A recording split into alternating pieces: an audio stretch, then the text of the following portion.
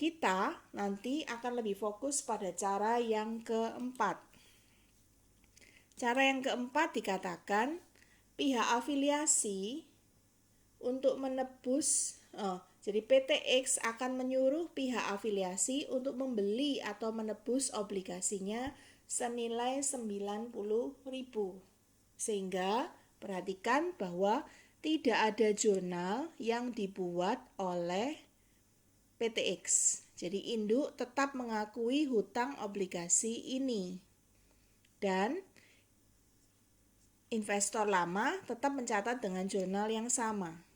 Bedanya adalah sekarang kita melihat bahwa anak mencatat transaksi ini sebagai investasi pada obligasi PTX.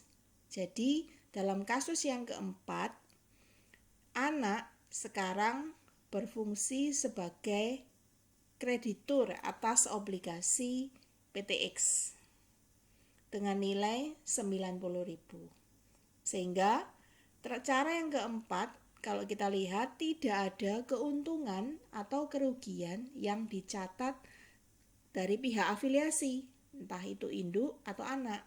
Mereka tidak mencatat keuntungan seperti cara 1, 2, atau 3.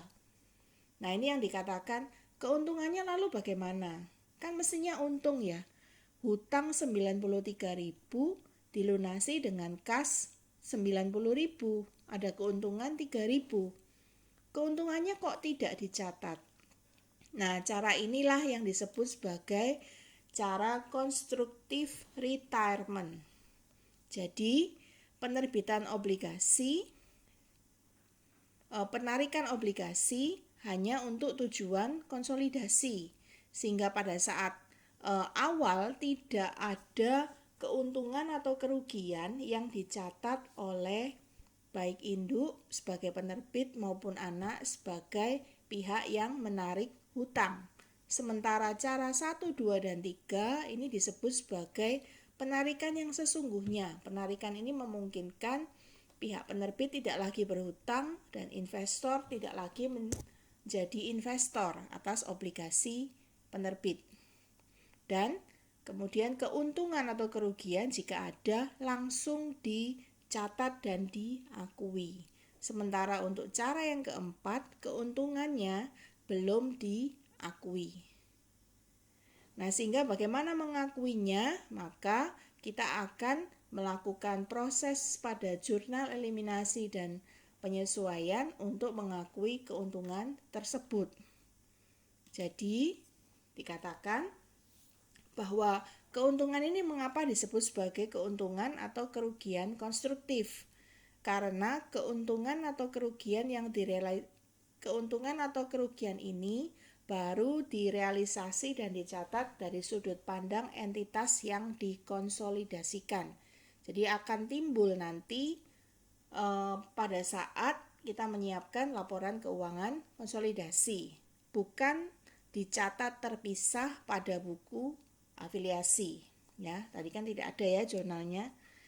Nah, timbulnya pada saat perusahaan membeli obligasi dari afiliasinya. Jadi ini obligasinya bisa obligasinya induk yang beli anak, atau sebaliknya obligasinya adalah obligasi anak dan kemudian dibeli induk. Nah, pembelian ini dilakukan dari entitas lain. Jadi kasus yang kita bahas yang dikatakan sangat khusus ini adalah pada saat pertama kali obligasi itu diterbitkan tidak ada campur tangan atau transaksi yang melibatkan afiliasi. Kemudian setelah beberapa waktu, afiliasilah yang akan bertindak sebagai investor berikutnya yang akan membeli hutang dari afiliasinya. Nah, nanti yang menjadi masalah adalah harganya tidak sama dengan nilai buku. Jadi seperti kasus tadi, nilai bukunya kan 93.537, tetapi dibeli pada harga yang berbeda dari nilai buku. Nah, sehingga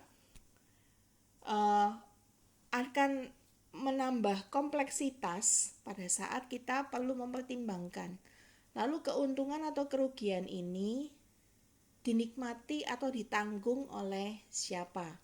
Ada dua pendekatan, yaitu teori nominal, alokasinya akan dibagi di antara kedua pihak berdasarkan cut-off nilai nominalnya, atau teori keagenan. Jadi diasumsikan afiliasi yang membeli obligasi hanya bertindak sebagai agen, sehingga keuntungan atau kerugian yang timbul akan dialokasikan ke penerbitnya. Dan BIMS menganut teori yang kedua. Jadi, obligasi induk misalnya itu akan dibeli oleh anak. Lalu dihitung-hitung mestinya ada keuntungan konstruktif. Maka keuntungan ini menjadi hak siapa? Kalau obligasi induk dibeli anak, maka anak hanya sebagai agennya induk untuk melakukan pembelian atau penarikan obligasi. Jadi keuntungan atau kerugian yang timbul ditanggung oleh induk. Dan sebaliknya, apabila obligasi anak dibeli oleh induk, maka induk hanyalah agen dan keuntungan atau kerugian tadi akan ditanggung oleh anak sebagai penerbit obligasi. Nah, otomatis analisa ini akan hampir sama dengan istilah downstream sales dan upstream sales yang saya tulis berikut ini. Jadi kalau ada kasus obligasi induk ditebus oleh anak, maka perlakuannya akan sama seperti downstream sales. Jika ada keuntungan atau kerugian konstruktif, maka 100% akan ditanggung oleh induk. Sementara apabila obligasi anak dibeli oleh induk, maka kita perlakukan seperti upstream sales, yaitu memang pada akhirnya ditanggung oleh induk, tetapi hanya sebesar persentase yang dimiliki oleh induk. Lalu bagaimana dengan sisanya? Sisanya akan menjadi tanggungan dari pihak non-pengendali. Nah, sehingga pertanyaan-pertanyaan yang nantinya perlu dijawab dalam membahas kasus obligasi antar afiliasi akan terkait dengan tulisan saya pada bagian berikut, yaitu bagaimana efek transaksi hutang obligasi ini pada buku penerbit atau investor, lalu bagaimana efeknya dalam rangka menyiapkan laporan konsolidasi, dan bagaimana efeknya pada pihak non-pengendali. Nah, saya akan membahas ini dari 3 sudut pandang ini. Nah, slide berikutnya akan kita bahas dan saya namakan ini adalah kasus A. Jadi apabila kasus obligasi induk dibeli anak, saya akan membahasnya sebagai kasus A. Lalu kalau sebaliknya perusahaan anak dibeli obligasinya oleh induk, maka saya akan membahas sebagai kasus B.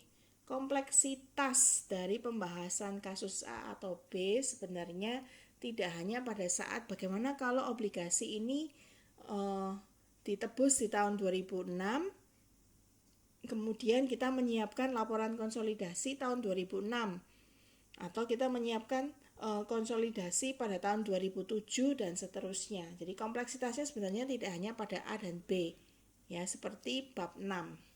Akan tetapi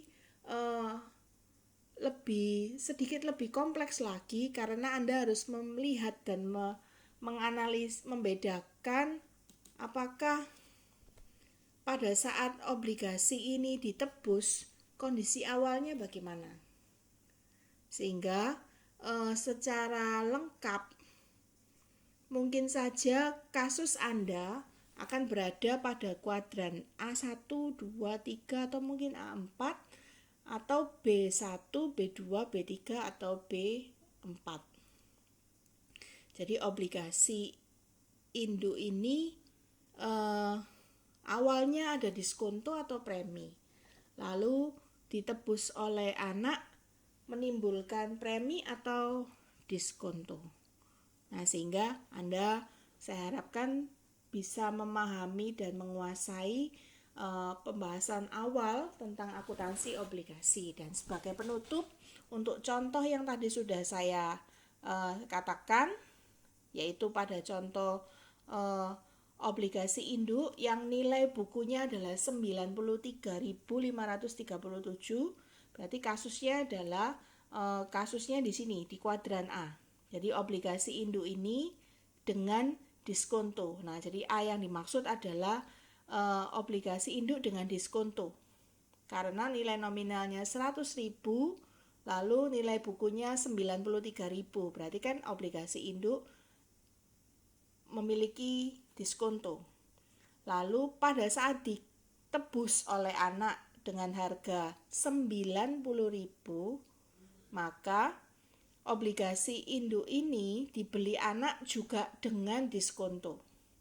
Ya, jadi ini yang sedikit harus bisa menganalisis, yaitu dalam kasus yang sudah saya bahas tadi, anak pun itu membeli dan mencatat diskonto. Mengapa kok diskonto? Ya karena obligasi ini nominalnya 100.000.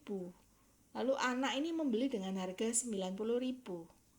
Nah, perbedaannya adalah diskonto dalam kasus yang tadi saya sudah bahas sebelumnya, induk itu mengakui diskontonya hanya 6.000 sekian.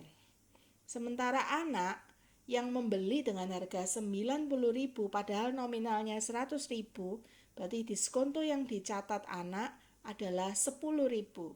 Jadi ada perbedaan diskonto. Dan otomatis perbedaan diskonto ini jadi namanya sama-sama diskonto atau disagio, tapi jumlahnya berbeda. Maka jurnal terkait amortisasi dalam kasus ini akan sedikit berbeda nilai amortisasinya. Otomatis kompleksitas ini akan jauh lebih sulit apabila amortisasi dilakukan dengan metode bunga efektif, karena kita perlu menyiapkan 2 tabel amortisasi. Nah, BIMS menyederhanakan pembahasan bab 7 ini dengan mengasumsikan bahwa semua amortisasi diskonto maupun premi akan menggunakan metode garis lurus. Sehingga kita akan membahas ini lebih lanjut, baik itu kasus A maupun kasus B pada materi kita berikutnya.